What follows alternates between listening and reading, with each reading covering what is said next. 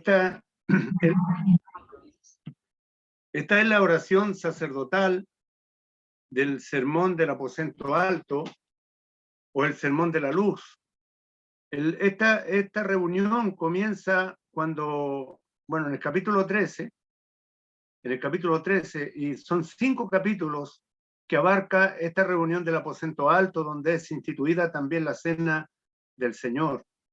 De los 21 capítulos del Evangelio de Juan, el Santo Espíritu de Dios toma 5 capítulos para hablarnos allí cuando el Señor Jesús, a horas de ser entregado, porque en el capítulo 18 el Señor cruza el torrente de Cedrón y pasa para el huerto de Getsemaní, donde habrían los discípulos de estar velando con él y se quedan dormidos. Son 5 capítulos que nos entregan una riqueza tremenda, pero en este capítulo 17 es cuando el Señor está orando por los suyos, y tiene al menos 7 peticiones principales en este capítulo 17. 7 veces se menciona también que los creyentes somos dados a la persona del Señor Jesucristo por el Padre. Y también el Señor está orando no tan solo por ellos, sino por los que han de creer en el Señor por la palabra de ellos. Y allí estamos incluidos nosotros. La verdad que estos pasajes nos llenan, nos motivan y nos consuelan, nos exhorta también el Señor a través de esta su palabra. Y dice así la palabra del Señor en el capítulo 17.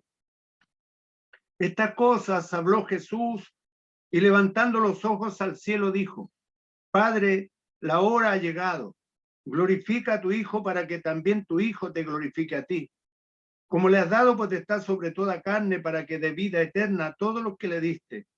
Y esta es la vida eterna, que te conozcan a ti, el único Dios verdadero, y a Jesucristo a quien has enviado.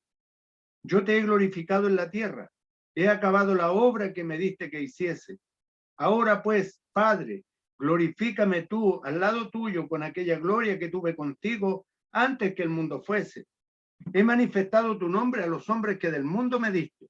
Tuyos eran y me los diste, y han guardado tu palabra. Ahora han conocido que todas las cosas que me has dado proceden de ti. Porque las palabras que me diste les he dado, y ellos las recibieron, y han conocido verdaderamente que salí de ti, y han creído que tú me enviaste.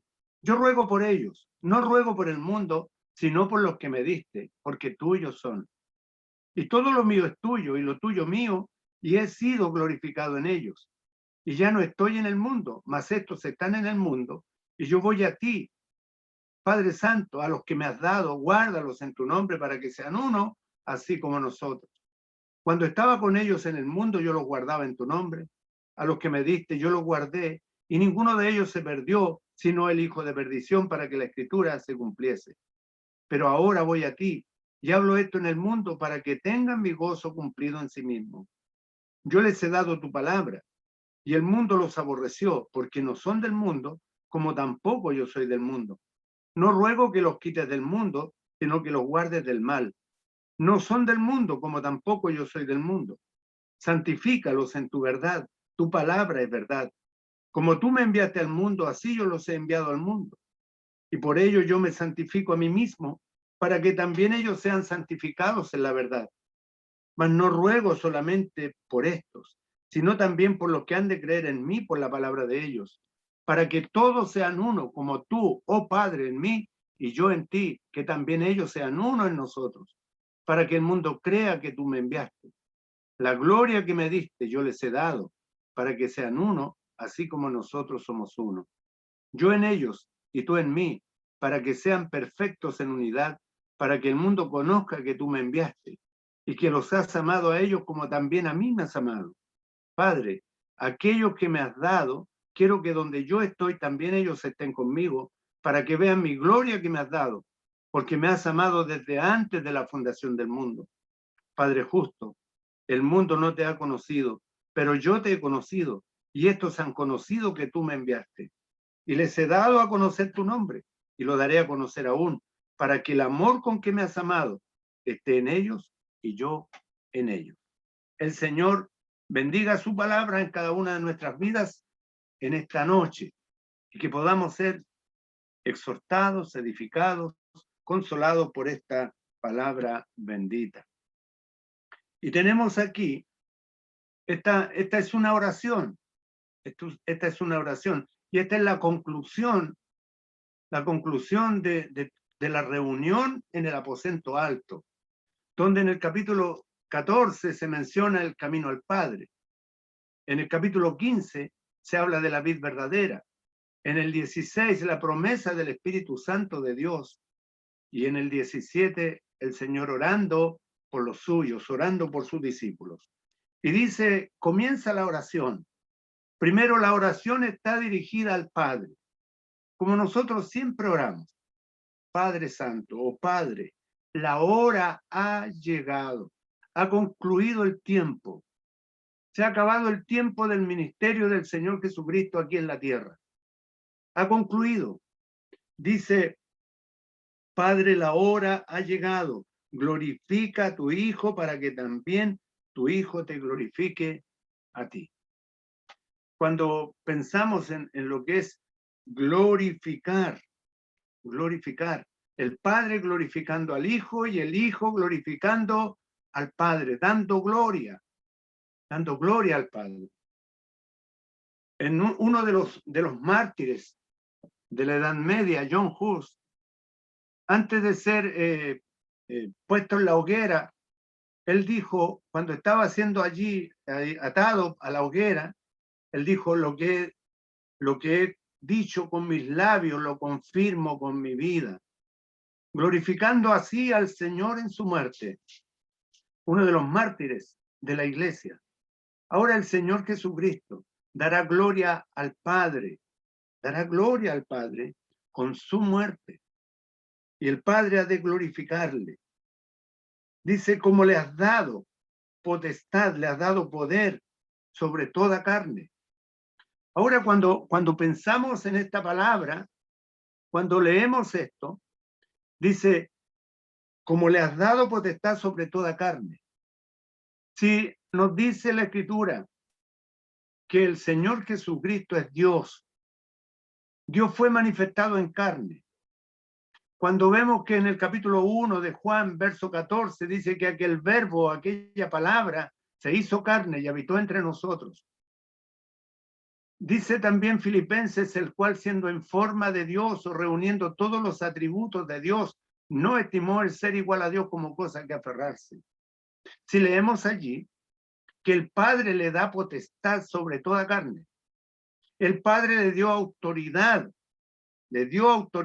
al Hijo, le dio poder al Hijo.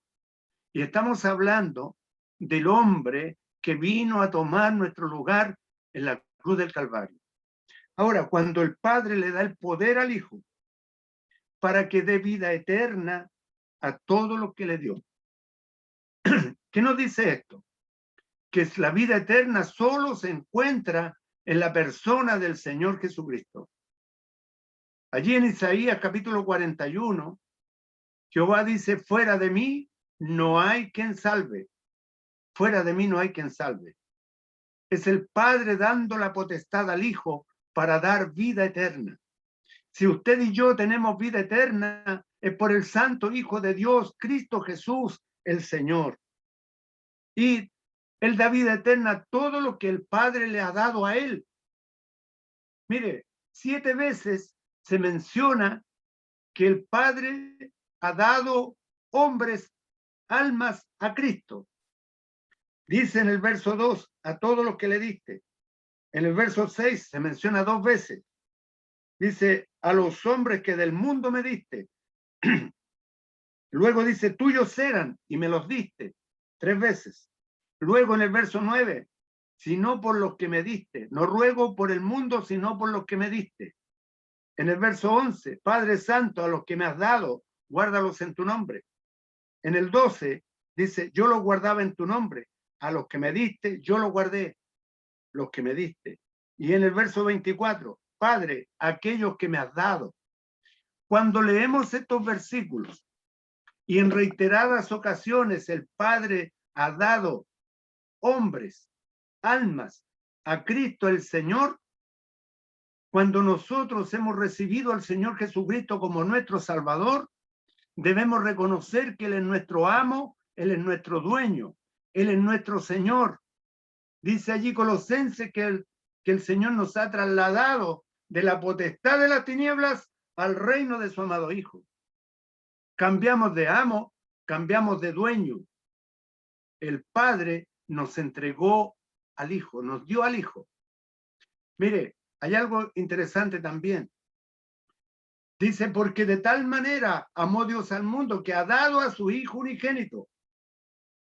El Padre nos dio a su Hijo, nos da lo que más amaba, nos dio al Hijo de su amor.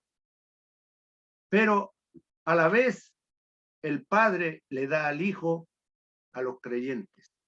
A la iglesia se la entrega el Padre al Hijo. Nosotros somos dados al Hijo. Formaríamos parte de la iglesia.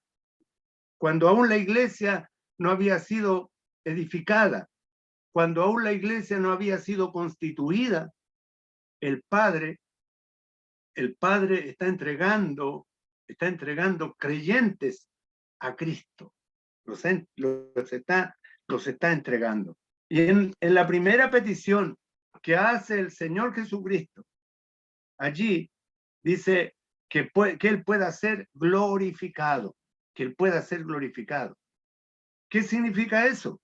Porque en el segundo punto, de que está en el verso 5, Él pide tener la gloria que tuvo con el Padre antes que el mundo fuese.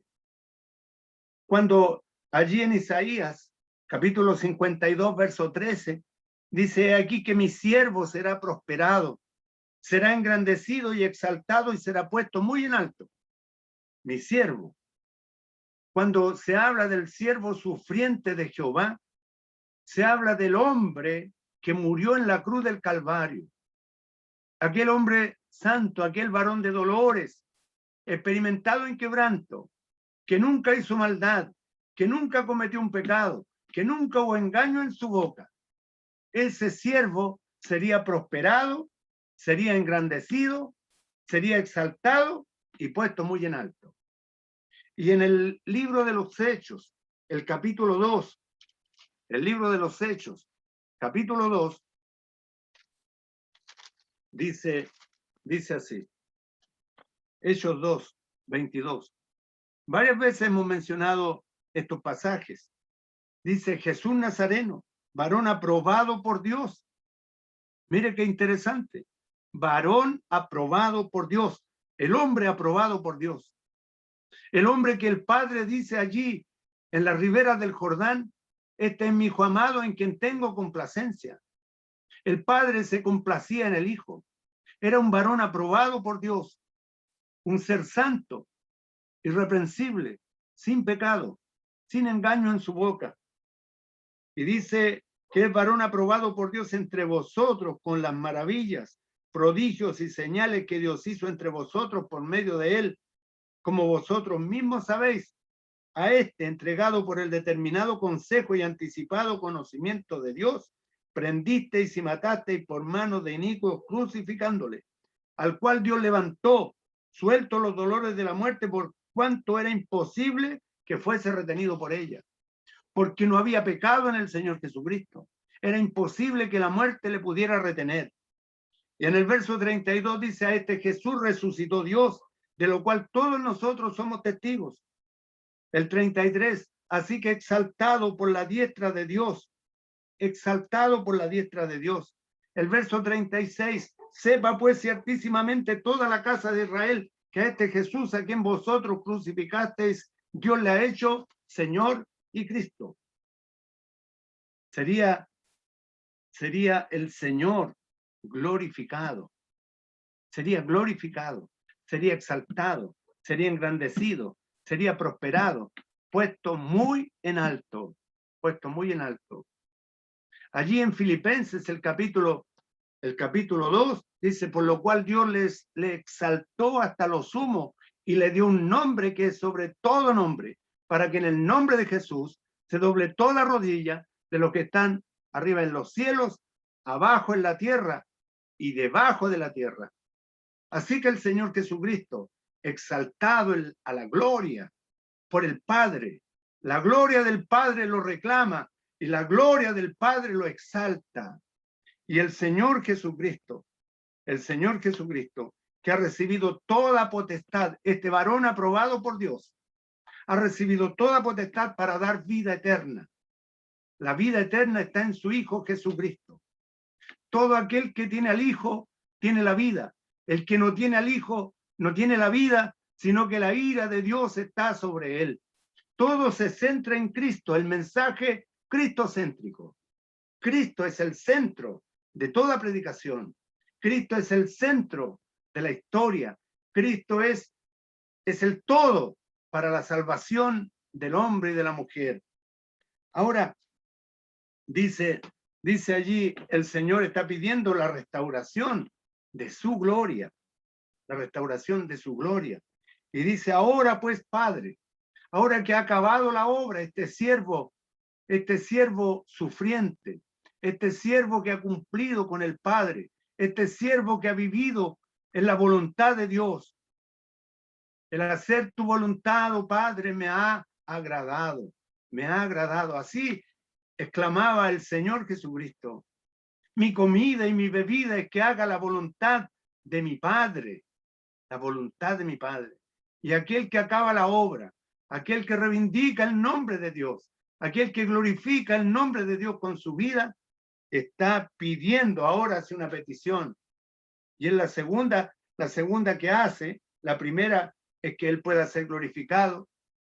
La segunda es volver a la gloria que él tenía antes que el mundo fuese. Dice así, ahora pues, Padre, glorifícame tú al lado tuyo, con aquella gloria que tuve contigo antes que el mundo fuese. Mire, estos pasajes nos hablan de aquel ser que estaba en el seno del Padre, aquel que era el hijo del amor del Padre y que compartía la gloria con el Padre en la eternidad pasada, pero él quiso venir, así dice Gálatas 4:4, habiendo venido el cumplimiento del tiempo, Dios envió a su Hijo nacido de mujer. Dios lo envió y él bajó, él obedeció. Y como si sonaran ecos en la eternidad, y allí en el consejo eterno se hiciera la pregunta, ¿a quién enviaré y quién irá por nosotros? Podríamos escuchar la voz del Hijo que dice, heme aquí, envíame a mí. Dispuesto a hacer la voluntad del Padre, dispuesto a hacer la voluntad de Dios. Y el Dios eterno le prepara cuerpo y toma forma humana. Dice allí Timoteo capítulo 3, verso 16, Dios fue manifestado en carne, hecho presente en carne. Y en Juan capítulo 1, verso 18, a Dios nadie le vio jamás. El unigénito Hijo que está en el seno del Padre, Él le ha dado a conocer. Y viene a cumplir la obra que le encomienda el Padre, dar a conocer a Dios. ¿Cómo entendemos eso? ¿Por qué lo creemos así? Porque dice en el verso 6, he manifestado tu nombre. He manifestado tu nombre. ¿Qué significa manifestar? Es hacer presente el nombre de Dios, hacerlo presente, traerlo acá, presentarlo. Ha hecho una presentación de Dios, una presentación personificada de Dios. He manifestado tu nombre.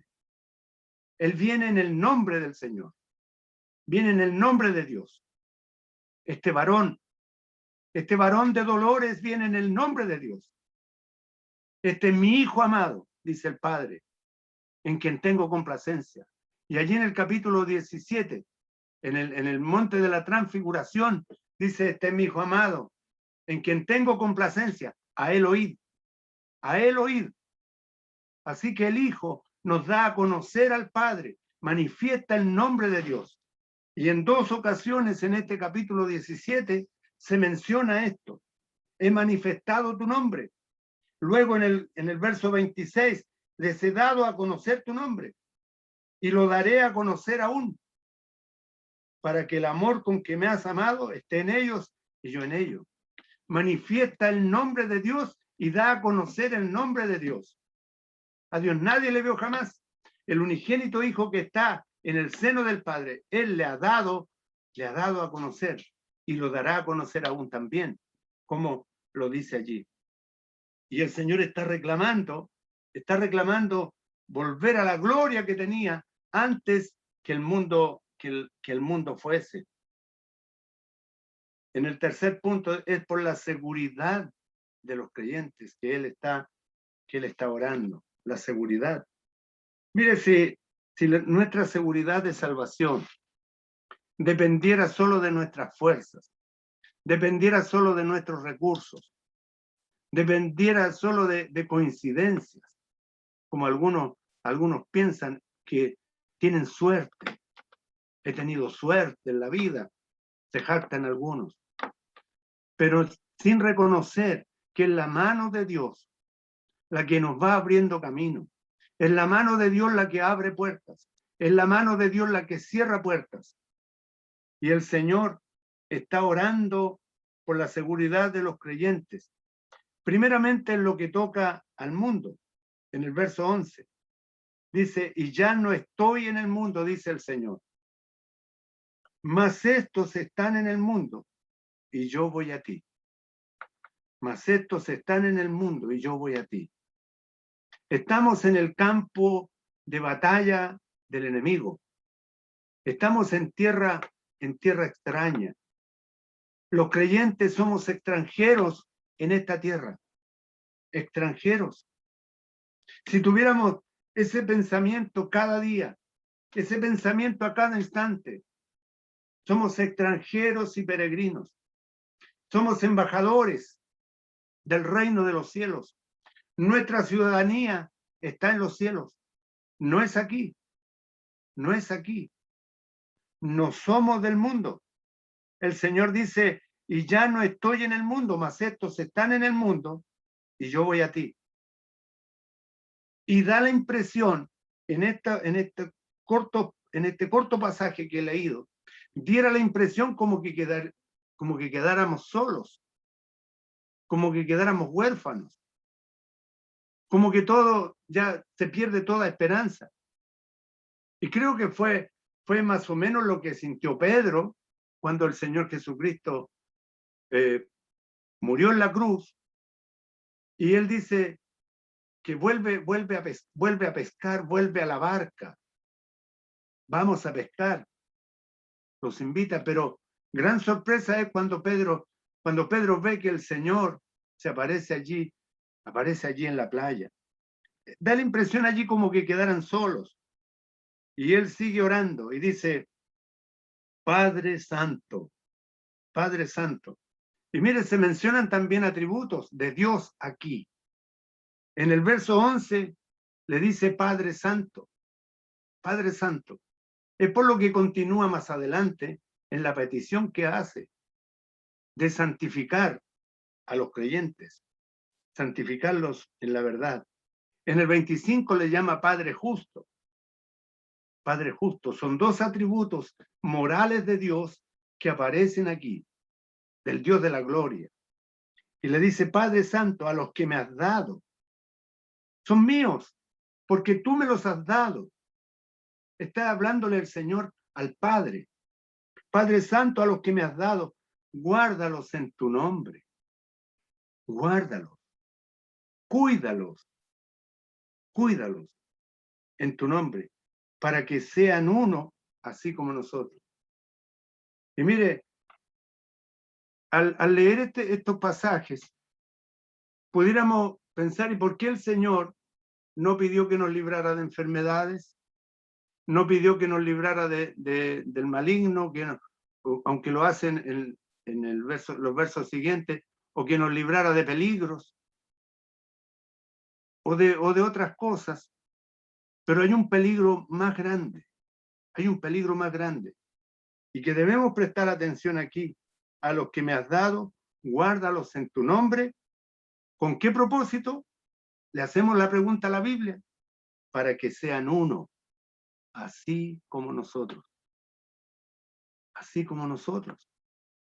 para que sean uno, para que no estemos divididos, para que no tengamos diferentes pensamientos en cuanto a la obra del Señor. Y mire allí en Corintios capítulo 1, verso 10, primera de Corintios 1, 10 dice, os ruego pues, hermanos, por el nombre de nuestro Señor Jesucristo, que habléis todos una misma cosa, y que no haya entre vosotros divisiones, sino que estéis perfectamente unidos en una misma mente y en un mismo parecer. En una misma mente y en un mismo parecer. Mire que es como el Señor, este pensamiento lo va transmitiendo siervo tras siervo de Dios a través del tiempo. Lo dice allí Pablo también. En el verso 23 dice, yo en ellos y tú en mí, para que sean perfectos en unidad. Perfectamente unidos, dice el apóstol Pablo. Y eso es una de las peticiones principales que tiene el Señor en esta oración sacerdotal. Que la iglesia esté unida, que los creyentes seamos uno, así como el Padre y el Hijo son uno. Aquí, como se menciona. Dice el Señor, cuando estaba con ellos en el mundo, yo los guardaba en tu nombre. Yo los guardaba. A los que me diste, yo los guardé, y ninguno de ellos se perdió. Ninguno se perdió, sino el hijo de perdición, para que la escritura se cumpliese. Y el Señor está orando por la unidad de los creyentes, por la unidad del cuerpo, por la unidad del cuerpo. Allí hay en la carta a los Efesios se menciona en el capítulo 4 la unidad de la fe, la unidad del espíritu, la unidad del cuerpo. Pero aquí el Señor está orando para que sean uno. Y debemos decir también que aunque habían diferentes corrientes religiosas, estaban los fariseos, los saduceos, y habían otras líneas de pensamiento tal vez, pero la unidad es Cristo Jesús, unidos en Cristo, unidos en Él. A eso se refiere, perfectamente unidos en una misma mente y en un mismo parecer. Luego, el Señor dice, pero ahora voy a ti, y hablo esto en el mundo para que tengan mi gozo cumplido en sí mismo. ¿Qué el Señor nos deja? Podemos ir enumerando algunas cosas. A lo largo de este pasaje, Él nos ha dado vida eterna en el verso 2. En el verso 6, nos ha manifestado el nombre del Señor, el nombre de Dios. Nos ha dado la palabra, porque las palabras que me diste les he dado. Nos ha dado la palabra y nos ha hecho conocer a Dios. La única manera de conocer a Dios es en la persona del Señor Jesucristo, porque Él es la revelación personificada de Dios. El que me ha visto a mí, dice el Señor Jesús, ha visto al Padre, porque yo y el Padre uno somos, y han creído que tú me enviaste. ¿Por qué han creído los discípulos? ¿Por qué han creído? Porque recibieron la palabra, porque conocieron verdaderamente que el Señor Jesucristo salió de Dios, y porque creyeron que el Padre le envió.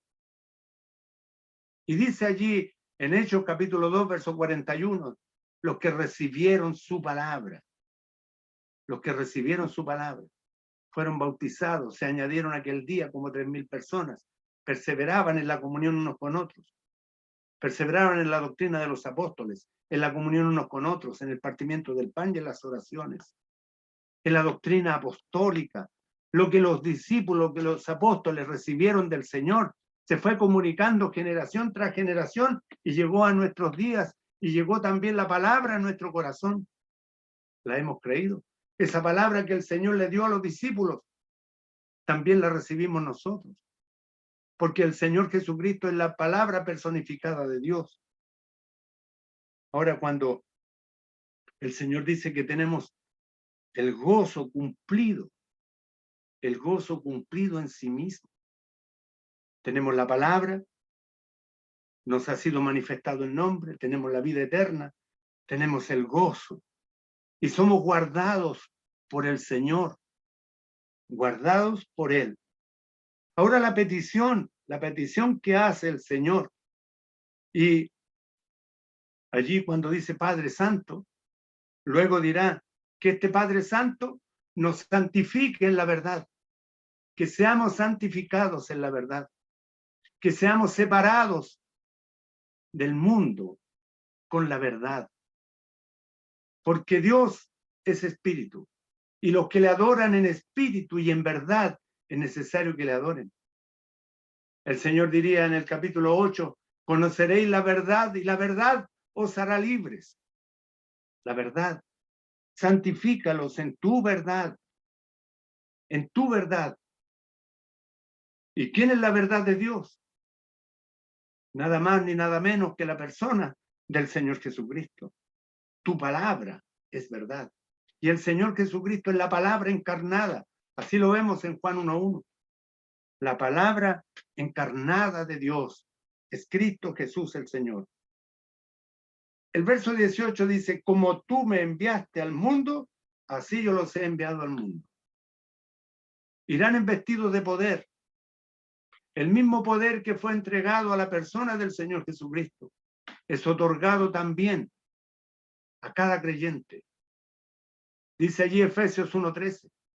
En él también vosotros, habiendo oído la palabra de verdad, el evangelio de vuestra salvación, y habiendo creído en él, fuisteis sellados con el Espíritu Santo de la promesa. El Santo Espíritu de Dios en los creyentes.